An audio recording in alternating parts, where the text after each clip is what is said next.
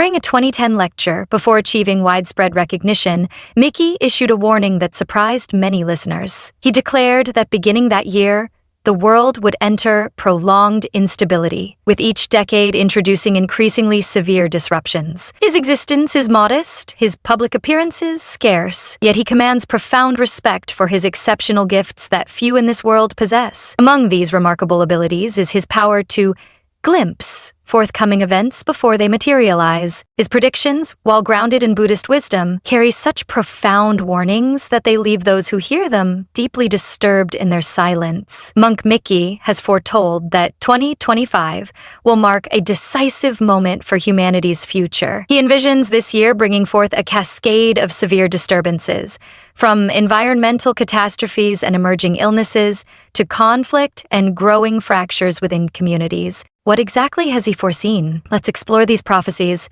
in today's video. But first, extraordinary fortune awaits if you like and subscribe before this video concludes. From his earliest years, Dion Mickey displayed qualities that set him apart from others. He possessed a remarkable ability, the capacity to detect death's essence, an intuitive sense that revealed when someone's final moments approached. This gift had protected him from harm numerous times, and once saved his life in the most remarkable circumstance. During 1993, while pursuing Buddhist studies at Ryukoku University, Mickey often carried a camera, wandering and capturing life's fleeting moments. One day, passing a pet shop, he noticed some charming puppies and instinctively raised his camera. Unexpectedly, the proprietor emerged and halted him. After Mickey's apology, the owner invited him inside for refreshment. The shopkeeper arranged 8 coffee cans and invited Mickey to select one. Mickey chose, drank, and departed. Later, returning to politely decline employment, the same ritual unfolded. 8 cans presented, 1 selected, and consumed. 3 years afterward, before relocating to Tokyo for advanced Buddhist studies, Mickey made a final visit. As before, 8 cans appeared, and Mickey once again chose just 1 before saying farewell. Nothing seemed unusual until a shocking news report broke. The pet shop owner had been arrested for multiple homicides. During questioning, he admitted planning to murder a monk to challenge whether divine protection existed. In each of Mickey's 3 visits, the owner had poisoned 7 of the 8 coffee cans. Incredibly, Mickey had selected the sole untainted can every time, escaping death on each occasion. No conventional explanation could account for this phenomenon. For Monk Mickey, this wasn't mere coincidence, but confirmation of spiritual protection and evidence that his path held deeper revelations awaiting discovery. This extraordinary account captivated Japanese media and convinced many that Mickey truly possessed a unique spiritual connection. Dion Mickey entered this world in 1972 in Kyoto, born into a lineage of Buddhist monks. In Japanese tradition, monastic life does not preclude family, so Mickey's childhood blended spiritual discipline with familiar warmth and nurturing care. Even as a young child, he demonstrated thoughtfulness and insight well beyond his years. Everything changed when he turned 5. One night, slumbering peacefully, he jolted awake upon hearing his name called. Moments later, an icy hand grasped his leg, pulling him from his bed. Terrified, he sat upright, yet found himself alone. From that moment forward, he began perceiving what others could not, the faint outlines of those who had departed this life. His abilities extended beyond visual perception. Mickey developed sensitivity to a peculiar scent, the essence of approaching death itself. His first encounter with this phenomenon occurred during a family meal. Suddenly, he detected death's fragrance within their home. After careful observation, he realized it emanated from his father. Though merely a child, Mickey gathered his courage and asked, "Father, would you consider a medical examination tomorrow?" His question startled everyone present. His mother admonished him for speaking of such inauspicious matters. Days later, physicians diagnosed his father with stomach cancer. Despite medical predictions giving him merely 6 months, through his family's devoted care, he survived 2 additional years. This marked Mickey's first true recognition that his perceptions were genuine. He understood that he could not only sense the unseen realm, but utilize this gift, alert and assist those he cherished. From this realization onward, he learned to observe, listen, and value subtle indications that most would disregard. Following his father's illness prediction, Monk Dion Mickey began treating his spiritual experiences with greater attention. He recognized that while spirits weren't always visible to him, death's distinctive aroma often emerged during pivotal moments. He wasn't alone in possessing such perception. In America, A well-documented case involved a feline named Oscar at a senior care facility. Typically avoiding human contact, Oscar would inexplicably lie beside specific residents and show unusual affection, almost invariably signaling their passing within 24 hours. Staff documented Oscar accurately predicting at least 25 deaths. This account reinforced Mickey's belief that death's approaching presence was indeed perceptible, though few possessed the sensitivity to detect it. While browsing an antiquarian bookshop one afternoon, Mickey suddenly encountered death's unmistakable scent. Surveying his surroundings, he traced the aroma to an elderly man examining a bookshelf nearby. Mickey hesitated, uncertain whether to speak. After all, informing a stranger of impending death required tremendous delicacy. As he contemplated his approach, the elderly man approached him, asking, "What captures your attention, young man?" Summoning courage, Mickey responded gently, "Your complexion appears fatigued. Perhaps consulting a physician would be wise." The elderly man's expression registered surprise before softening into a smile. "I appreciate your concern," he replied, "but medical consultation is no longer necessary for me." With those words, he vanished. Mickey stood transfixed, realizing he had conversed with someone who had already departed this world. He believed the elderly man's spirit had lingered briefly in this familiar place, and Mickey's sensitivity to death's essence had enabled this extraordinary encounter. From Buddhist perspective, Mickey explained that upon death,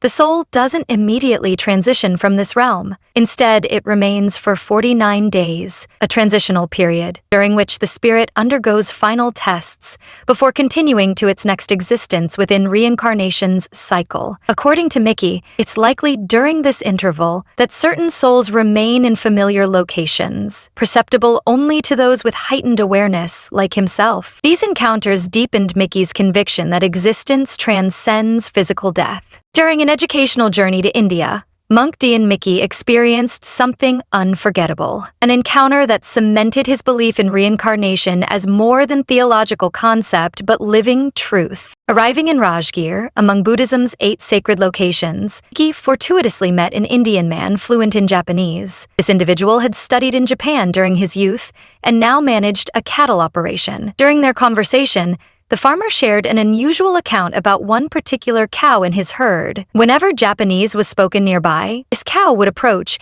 occasionally shedding tears. Intrigued, Mickey agreed to visit the farm to witness this phenomenon. Upon arrival, the farmer called out in Japanese, "A Japanese visitor has arrived." Immediately, one cow separated from the herd and approached them. Mickey stepped forward and softly asked in Japanese, "Were you Japanese in your previous life?" What followed astonished him. The cow began weeping and slowly nodded its head, emitting gentle sounds resembling human sobs. Mickey stood transfixed, feeling he faced a conscious being carrying memories from a former existence. Questions flooded his mind.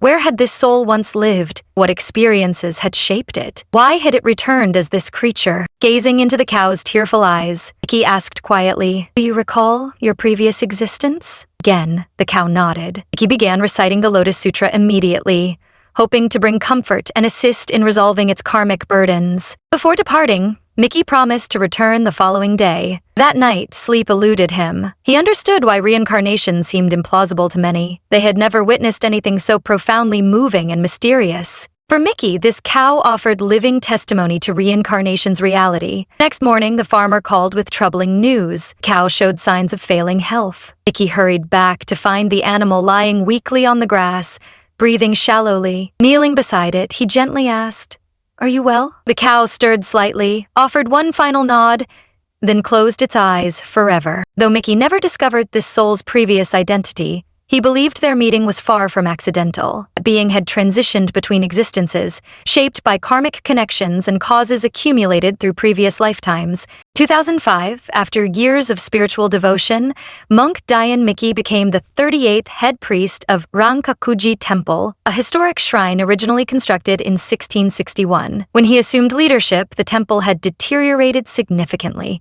Roof tiles leaked, and numerous Buddha statues showed damage, some missing appendages entirely. From his earliest days there, Mickey recognized his primary responsibility: securing donations for restoration. After initial cleaning efforts, he retired to rest in a chamber behind the main sanctuary. While sleeping, an extraordinary dream visited him. In this vision, a familiar deity entered through the temple gateway. It was Daikoktinen, a Buddhist deity representing abundance in Japanese tradition, widely regarded as prosperity's embodiment. Before departing, the god gestured farewell to Mickey, saying, "Farewell." Something then fell from Daikokuten's satchel. Mickey called out, "You've dropped something." The deity merely turned, smiled, and replied, "That is my gift to you." At that precise moment, Mickey awakened, not in his bed, but kneeling upon a meditation cushion before the Buddha statue. Though familiar with extraordinary experiences, never had a dream felt so tangibly real. The following morning, Mickey decided to inspect every temple corner, believing his dream conveyed important meaning. Entering the main hall, he discovered a statue, concealed in a hidden recess, none other than Daikokuten, severely damaged. Most notably, the bag held by the figure had a torn corner, precisely matching what he had witnessed in his dream. This discovery convinced Mickey that his dream transcended imagination. Perhaps the deity had truly manifested to deliver a message. After commencing Rangakuji Temple's restoration, monk Dien Mickey dedicated himself completely to gathering funds for repairing damaged sacred statues. However, contributions remained modest, barely sufficient for minimal temple repairs. Mickey felt profound remorse for being unable to restore Daikokuten's statue, the deity he believed had communicated through his dream. One morning, a young mother arrived with her son, expressing desire to donate her entire savings toward restoration efforts. When Mickey inquired about her motivation, she responded with heartfelt sincerity. "As a single mother working constantly, I have little time for my child.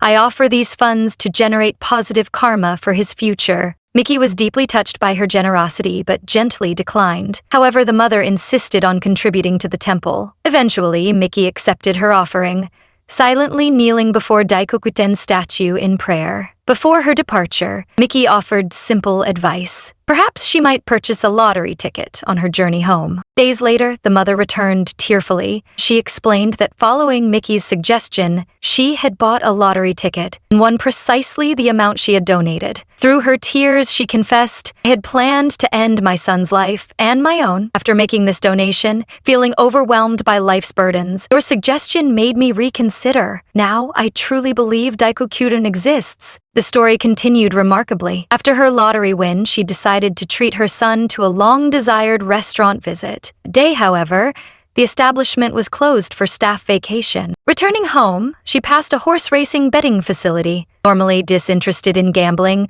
something inexplicably compelled her to purchase a ticket. The outcome proved even more extraordinary. She won a grand prize of 10 million yen. With these funds, she established a small business supporting herself and her son, and returned to Rangakuji Temple with another donation, expressing gratitude to Daikokuten. This account spread rapidly throughout Buddhist circles. Visitors flocked to the temple not merely seeking fortune, but witnessing firsthand where remarkable events had unfolded. Days later, a proprietor from a nearby religious artifacts shop visited Mickey. He explained that a customer had recently commissioned a pedestal for a Buddha statue. However, when tested, the pedestal proved too short for the statue's dimensions.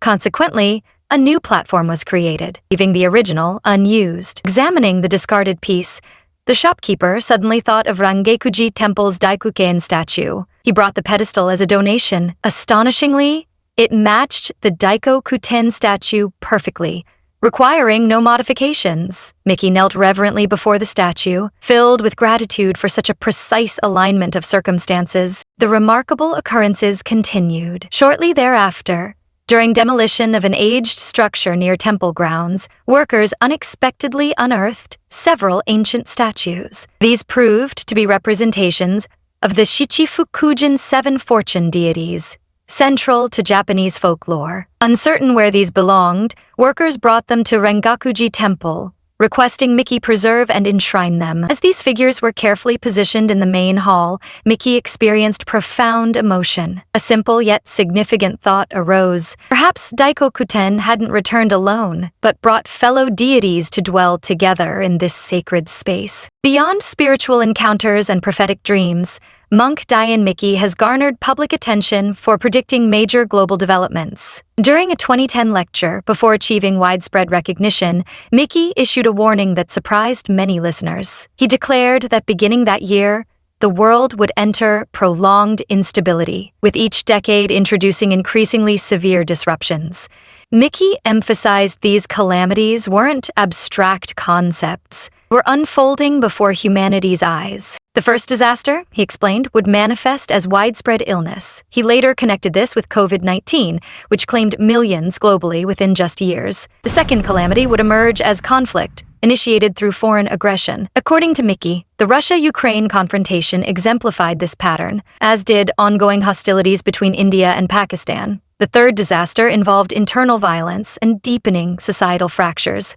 Mickey referenced political assassinations, including former Japanese Prime Minister Shinzo Abe's death and the attempted killing of former U.S. President Donald Trump in 2024 as evidence of growing unrest. The fourth calamity concerned unusual celestial phenomena and planetary alignments. In ancient belief systems, the convergence of 6 or 7 planets often signaled imminent human upheaval. Mickey noted such alignments had occurred and would recur in 2025. Indeed, February 2025 witnessed a rare 7-planet alignment. The fifth calamity connected to unusual solar and lunar eclipses, events potentially disrupting natural balance. Recent total eclipses, particularly across America, left many with lingering disquiet. The sixth calamity involved extreme unseasonable weather, producing massive storms, hail, or winter conditions during summer months. Mickey described these anomalies as undeniable climate change warnings. The seventh calamity concerned extended drought, potentially destroying crops and triggering widespread hunger. He expressed concern that without changing resource management, humanity faced impending food scarcity. What Mickey predicted in 2010 has gradually materialized. Most disturbing is how closely these disasters follow the sequence he outlined, beginning with pandemic,